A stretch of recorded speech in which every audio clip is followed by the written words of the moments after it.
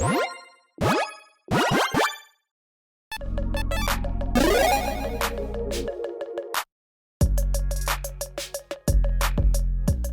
everyone, Mitch coming in for the Commander's Core Studio. Welcome to this show. So, on today's episode, let's talk about the most expensive cards, ones that I'll probably never be able to use because they're going to be outside of my budget, from M.O.M, March of the Machine. That's right, that set came out just a little bit ago, between all the other sets, and yeah, we finally have some actual prices kind of finally bouncing out, essentially, and so now I thought it'd be a good time to talk about, well, which ones stand above the pack when it comes to most expensive, and perhaps why? Why is that? Why? So let's talk about that today.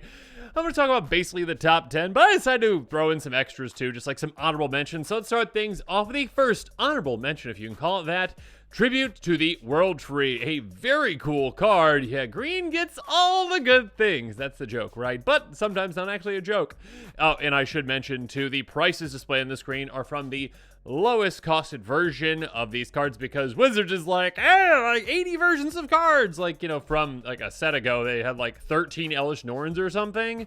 So yeah, the lowest cost version is going to be displayed on the screen as well. Regardless, tribute to the World Tree, an enchantment for green, green, green. Whenever a creature enters the battlefield under your control, draw a card if its power is 3 or greater. Otherwise, put 2/1 counters on it. Okay, so unpack this. Yeah, green, green, green. That is a decently restrictive casting cost. You can't just slap this in any deck. You can't just throw it in a 5-color deck, let's say, essentially, because, yeah, that is pretty hard to cast there. I would say if you're in 3 colors or less, though, yeah, you can definitely manage that, especially if you are in, well, mono green, obviously. But basically, this is a better Garruk's Pack Leader. I mean, Garruk's Pack Leader is a creature, so there are some benefits there. But also, this being an enchantment is just better because, well, hey, enchantments are probably the hardest permanent type to really deal with for the most part in most scenarios. Now, new battles kind of are slightly harder to deal with in some ways because there's not a lot of things that can target them. But also, yeah, you can take them out with, like, creatures. So, less. Anyways, regardless, enchantments are pretty hard to deal with. This is fantastic card draw if you are in any kind of a creature strategy that isn't just all low-to-the-ground creatures. Yeah, you're going to get an absurd amount of card draw out of this. And if you do have a lot of low-to-the-ground creatures, and maybe it's a +1 counters build, you're going to get an absurd amount of value out of that too, because 2+1 counters on a creature is fantastic, and it's a fantastic way to start. There are certain things that care about power, etc., etc. But yeah, basically you're getting a benefit either way. Whatever creature is entering the battlefield under your control, and this does not specify non-token. It does not say whatever a non-token creature is battlefield under your control. It's any creature, so yeah, there are plenty of ways to use and abuse this.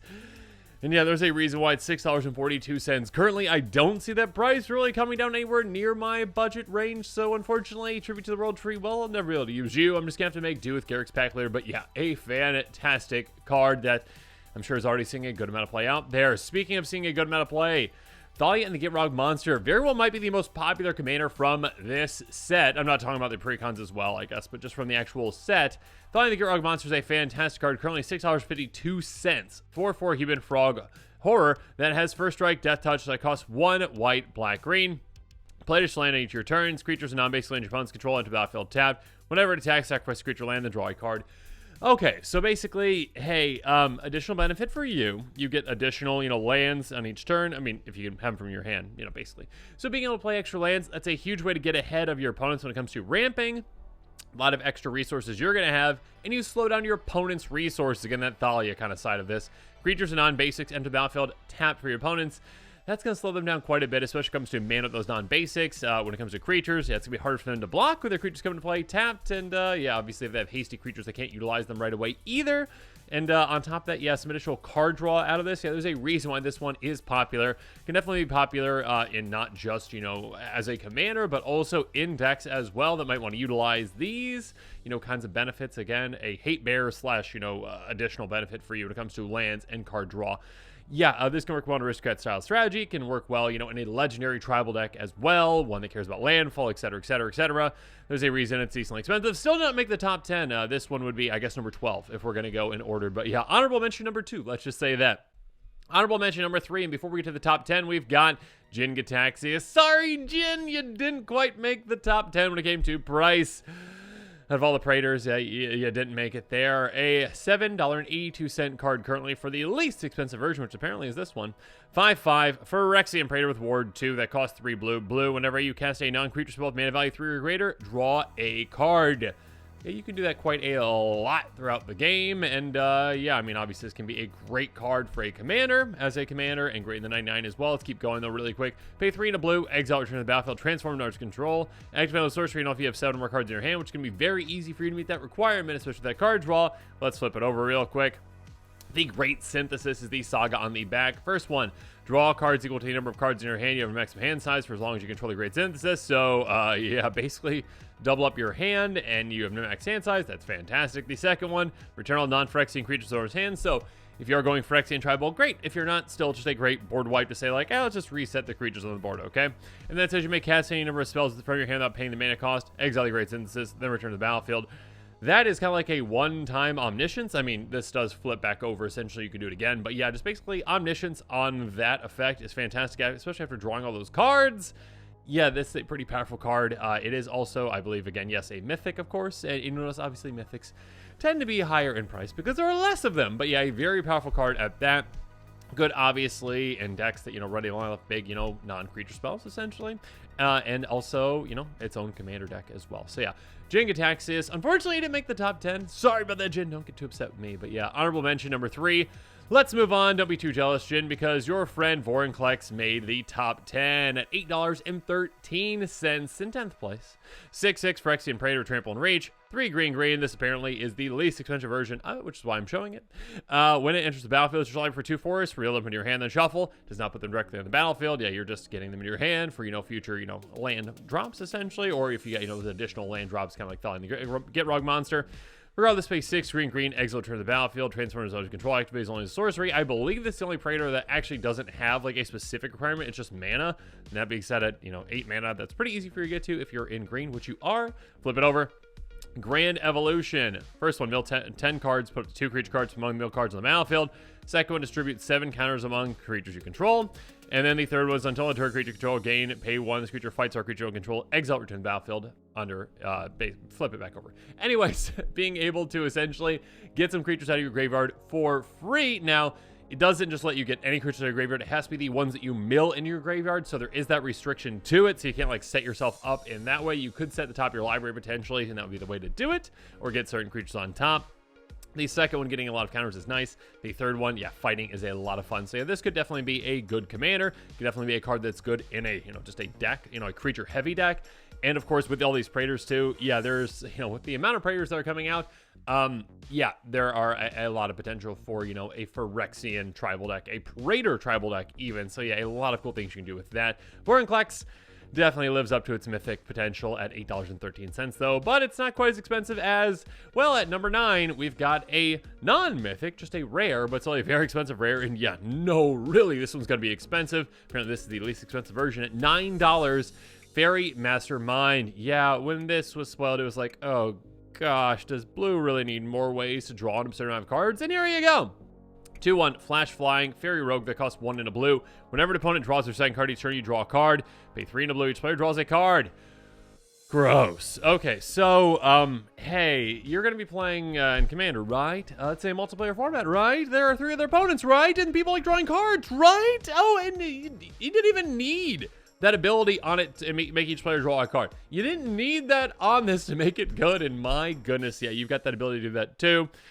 So basically, yeah, just activate that whenever you need to. Have your opponents draw cards, begin drawing even more. And yeah, I mean, players are just going to be drawing a bunch of cards throughout the game. So you just get a ton of additional value out of this low to the ground Flash. And it's a 2/1 flyer with Flash that's already good for 2 mana. And yeah, just that ability to draw you a certain amount of cards throughout the game is pretty absurd. This is one that will never, ever be within my budget territory. I can already tell you that. And I might eat my words in like 10 years when this card is like terrible compared to like whatever crazy things come out in 10 years. But yeah, it is a fantastic card. Definitely worth its price tag. For those that have the budget that want to put that into it, it is going to provide you a lot of card draw. I personally don't like to spend that much money on a singular card. I like to keep it at under $1. But regardless, let's jump on to the next one, which is going to be a new battle. That's right. We got some battles up here, actually. Invasion of Phyrexia, Battle Siege. Has 6 defense counters on it when it enters the battlefield. Create X/2/2 white and blue knight creature tokens with vigilance. Yeah, hey, dump a ton of mana into that. Make an absurd amount of knights, and that just, again, vigilant knights, so they can, be great aggressive creatures, allowing you to attack with them and also have them back on defense. Obviously, you are in a color, or colors, I should say, that have a lot of great anthem effects as well, make them even more deadly. And yeah, with those creatures, you can obviously get through and, try to take down that battle. And when you do, it flips over to the backside. And yeah, this is really why this card is even more expensive than it would be. $9.25 currently. Faerie is on the back. And my goodness, here we go. 4 starting loyalty, +1, draw 2 cards and discard 2 unless you discard a creature card. So there you go, basically card advantage or card selection depending on what you have. -2, you get an M with knights you control, get +1, +0, and have ward 1. So all those knights they just made, yeah, you can immediately just make them even deadlier again. 3 power and ward 1, that's nice. On top of all the other knights, if you're playing a knight tribal deck, there you go, protecting them too and pumping them as well. And again, it's an emblem, so that can't really be dealt with at all. -3, tap X creatures you control. When you do, shuffle target now then permanent opponent controls. Mana value X less than Zelda's library. You just made a bunch of creatures. If you really need to get rid of something, you can. So there you go. Yeah, Faerie. This one is definitely quite potent, and the front side is quite potent as well. So there's a reason this one is pretty expensive. Moving on, though, we've got Sword of Once and Future. That's right, the final, I should say, potential final of all these swords, because there have been some out there have said, you could have a colorless sword or one that's multicolor, or, that kind of stuff as well. But yeah, this is the final out of the, 10 guild swords, I should say. Sword of Once and Future is the Dimir one. Like all the other swords, cost 3, equip 2, +2/+2, pro black, we got there. Whenever equipped creature deals combination to a player surveilled 2, then you may cast an instant sorcery spell with mana value 2 less from your graveyard, paying its mana cost. That spell will be put in a graveyard, exile it instead. So, yeah, a lot of great things going on here. Again, obviously, say +2/+2, pro blue, pro black is great. I mean, blue and black are good removal colors, so having protection from those is fantastic. Also good at getting through against players that are playing those kind of creatures. Whenever equipped creature is countered, you surveil 2, so that's some great card selection there, which can also fuel your graveyard. So if you're in a graveyard-centric deck, fantastic. On top of that, obviously, it fuels that second part as well. Be able to cast instant sorcery from your graveyard with a small mana value, but still mana value that, you can utilize again, like a Brainstorm, or in my kind of case, like Inevitable Betrayal, those kinds of cards that do cost 0 that you couldn't just normally cast. Yeah, you can take advantage of those kinds of cards, but yeah, typically not what you're going to be doing, but that's what I like to do. Regardless, yeah, a lot of potential for this card. Yeah, not surprised that it's $10.95 currently. Not surprised that it's one of the more expensive cards from this set. Swords tend to be, and yeah, this one I think is going to say a good amount of commander play out there. I think I estimated around like the 5th most, played sword out of all the swords, maybe 4, 5, 6, somewhere in there. Well, I mean, we'll see probably about a year kind of where it's at, but yeah, it's going to see a good amount of play for a lot of different kinds of decks. Voltron, Equipment Tribal, that kind of stuff as well. Moving on, we've got Invasion of Tarkir, yet another battle up here. $12.93 currently, and for a good reason. For just 1 in a red, you got a Battle Siege. When it enters the battlefield, reveal any number of dragon cards from your hand. When you do, Invasion Tarkir deals X+2 damage to any other target, where X the number of cards revealed this way. Okay, so Dragon Tribal, yeah, that's one of the most popular tribes out there, and for a reason. A lot of powerful dragons out there, and this is yet another thing you can add to the repertoire. Oh my goodness. Okay, so a fantastic piece of removal on the front, or just like, lightning bolt damage to someone's face. I mean, more than lightning bolt damage potentially. Obviously, if you reveal a lot of dragons, reveal 7 dragons, which, that's not uncommon for a dragon deck to potentially have after they're set up properly. It's a lot of damage. Also, hey, again, this only has 5 defense counters on it. Very easy for you to take out with a Dragon Tribal deck because you've got flyers, very evasive. Flip over to the backside. Hey, look, a dragon that's flying and evasive. 4/4, Defiant Thundermaw. Dragon with flying and trample. Flample, for those of you who know the term. Whenever a dragon you control attacks, deals 2 damage to any target. Gross. So, like a Dragon Lord attack type effect, which is absurd. Hey, now all your dragons, you're going to be swinging with a lot of them in a Dragon Tribal deck, are going to be just dishing out a ton of extra damage, like, shock damage, essentially, to whatever you want. So you can take out a bunch of creatures, you can take out planeswalkers, you can take out opponents' faces.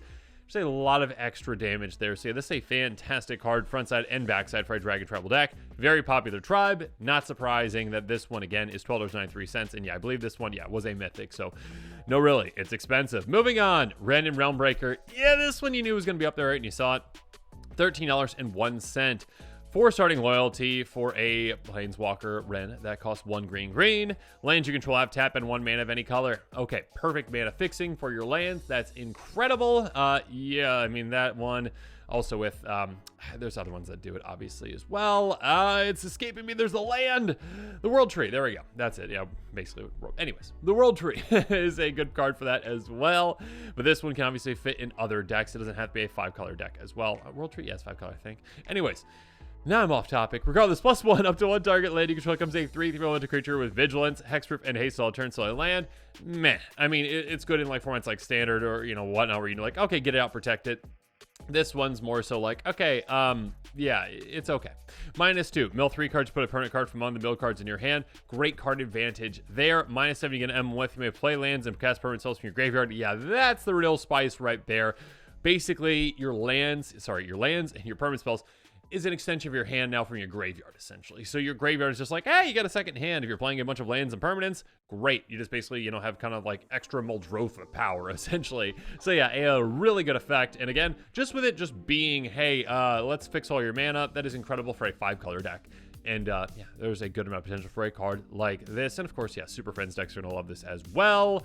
Yeah, let's move on. Next up, we've got another Battle with Invasion of Ikoria. $13.81. Yeah, some of these invasions, some of these battles are quite expensive, and this one is just a not common. Goodness gracious, I'd be love it if it's common. It is a rare battle stage. When it enters the battlefield, search your library and or graveyard for a non-human creature card with mana value extra less put on the battlefield. If you search your library this way, shuffle.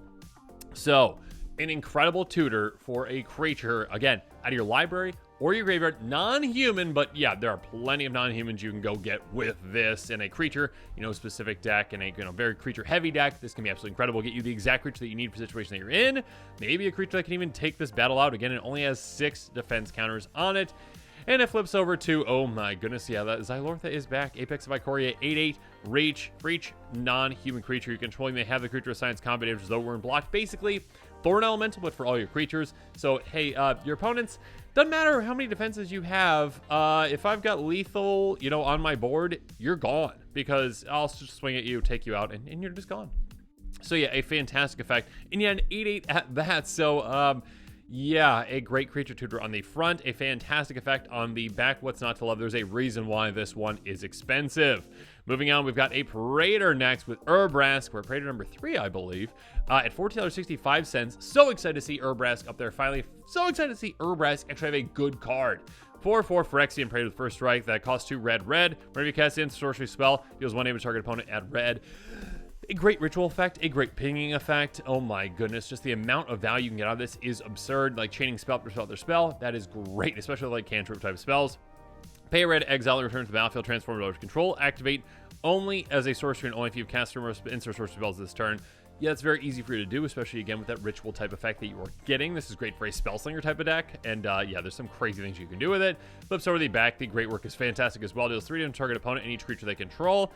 In red, you also have double damaging, even double tripling damage, tripling effects as well, so you can make that even deadlier and wipe out someone's entire army. I mean, if they've got small creatures anyways, you can wipe them out too, but yeah, hit someone in the face for a lot. The second one is create 3 treasure tokens. That's very nice because you're getting even more mana. Third one is until end of turn, you may cast in-source spells from any graveyard, not just your own, any graveyard. If it would be, cast exile it, regardless, then flip it. Anyways, being able to get access to all your opponent's graveyards is fantastic, so you can be like, yeah, those are some cool spells, let me use them too. And obviously it flips back over, and then you get to deal even more damage, get even more mana. Have fun flipping this again and again and again, and just, yeah, having a great time. Urabrask is great, again, in a Spellslinger deck. It's great as a commander. It's great in a, Praetor deck. It's great in a legendary deck. It's a lot of things that it can do. Speaking of Praetors, though, Elesh Norn. Still more expensive than Urabrask. Sad face. $17.91. I believe this is the second most expensive card from the set. You'll see what the next one is here in a second. Regardless, 3/5 Phyrexian Praetor with Vigilance that costs 2 white. Whenever a source opponent controls deals damage to you or opponent you control, that source's controller loses 2 life unless they pay 1. Brutal. Absolutely brutal. The way that this is worded too just like applies in so many situations that it's pretty crazy. So if an opponent like attacks you, or like, yeah, you block with your creatures, or they hit you, or yeah, you just you swing at them and they block. or if they cast like a damage-based board wipe, they're in trouble. They're going to have to lose a ton of life or pay a ton of mana not to lose that life. On top of that, pay 2 and a white, sacrifice 3 other creatures, exile Elesh, return to the battlefield, transform under zone control, activate as only sorcery. So, yeah, 3 creatures is nothing to sacrifice for decks that are going to be built with this. I mean, usually like an aristocrat-style deck could really utilize something like this. And yeah, it can be very punishing. And you might even get benefits from sacrificing those creatures. Regardless, you're going to flip this over, and when you do, incubate 5 times the transform all incubator tokens you control. So there you go. There's your creatures. You get incubate 5 times, I should say. You get 5 creatures then, essentially 2/2s. So you get 5 creatures that you can then utilize to sacrifice the next time. But in the meantime, hey, creature control +1/+1 and gain double strike until it turns the second lore counter. You're going to be hitting really hard with that. Really, really hard. I mean, even at the base level, it should be 6 damage per each one of those. That's pretty crazy. And then the last one, destroy all their permanents except for artifacts, lands, and Phyrexians. Exile this turn to the battlefield. Gross. So basically like a one-sided board wipe in many scenarios. If you've got a Phyrexian tribal deck, congratulations. All your creatures are fine. Your opponent's creatures are probably not fine. And yeah, there's a lot of crazy things you can do with this one. Again, Phyrexian tribal, yeah, artifact tribal, yeah, a lot of gross scenarios that this can really work. Legendary tribal, gross. There's a reason Elesh Norn is very powerful and quite expensive, but not quite as expensive as the top seed of this list, and that is going to be Sheoldred at $18.01, just barely edged out that first place. The most expensive card, one that I will probably never be able to play with, unless I guess it would be the commander, because I make exceptions for the commander cost. Regardless, Sheoldred, 4/5 Phyrexian Praetor with Menace that costs 3 black. Enters the battlefield, just want to sacrifice a non-token creature or planeswalker. That is brutal, because, hey, it does specify non-token, which the vast majority of the time is going to be a more detrimental thing for your opponents, essentially. They can't just, it's like, oh yeah, I got a Thopter, get rid of that. No, it's like, no, you get rid of an actual creature that you care about. So yeah, and it's just on an ETB, which you can of course use and abuse, whether, if this is the commander or if this is the 99 of a deck, a lot of ways to use and abuse it. Also, pay 4 and a black, exile, return to the battlefield, transforms under control, activate on sorcery, only if an opponent has 8 or more cards in their graveyard. You can very easily get to that by, other edict type effects potentially, milling type effects if you need to. There's ways to obviously get, to that amount, and discard effects too. So yeah, flip it, and yeah, here's the gross part. For each opponent, destroy up to 1 target creature planeswalker player controls. Nice. Fill graveyards even more. The second one is each opponent discards 3 cards and mills 3 cards. Brutal. Get rid of most of someone's hand, if not their whole hand. Mill even more cards to get them in their graveyard. Then, hey, the third one is put all creature cards from all graveyards on battlefield under your control. Exile, return to the battlefield. Basically, Rise the Dark Realms. And yeah, that is going to be pretty game ending. And of course, this is like a repeatable Rise the Dark Realms because you kind of set yourself up as well to like get back to that 8 so you can do this again. And then, of course, when it comes back, your opponent sacrifices even more. Gross. Yeah, this is very, very impactful. Very, very powerful. Again, legendary tribal. It itself is a commander, I guess I should say, as well. That can be a very powerful thing. A Phyrexian tribal as well. Just a good card, like in any kind of a deck that wants to, potentially win with like the Rise of the Dark Realms potentially control. So like a mill deck as well could utilize this too when it cares about edicts. Yeah, this is pretty brutal, pretty effective, incredibly effective. And yeah, there's a reason why it's $18.01. So yeah, some decently expensive cards from this set. We'll have to see kind of how this all plays out over the next, couple months. But at this point, yeah, the top seed goes to Sheoldred. So again, congratulations, Sheoldred, on being expensive and being a card that I'll never be able to use. Regardless, I hope that you enjoyed this episode. Comment below what your thoughts are on it. And yeah, what cards do you think, maybe in this set, might go up in price even more? I mean, I think City on Fire is just going to keep going up in price more and more and more as time goes on. The damage tripler from the set. But yeah, let me know in the comments what your thoughts are on it. And of course, as always, thanks again and have a good one. This show and episodes like this one are possible thanks to viewers like you. If you're looking for an easy way to help support this show, make sure that you like, share, and subscribe. Also, hit that bell notification icon so you don't miss any new episodes. You can also go check out our playmats and other merchandise at thecommandersquarters.com. We also have a ton of brand new t-shirt designs in stock, so make sure you check out those as well. Another easy way to support this show is with our TCG Player affiliate links. So whether you're buying a deck or individual cards, you can use this general link right here or one in the description. And the final way that you can support this show is by supporting us directly by becoming a patron. There are many benefits to being a patron, and I truly couldn't do this without all of their support.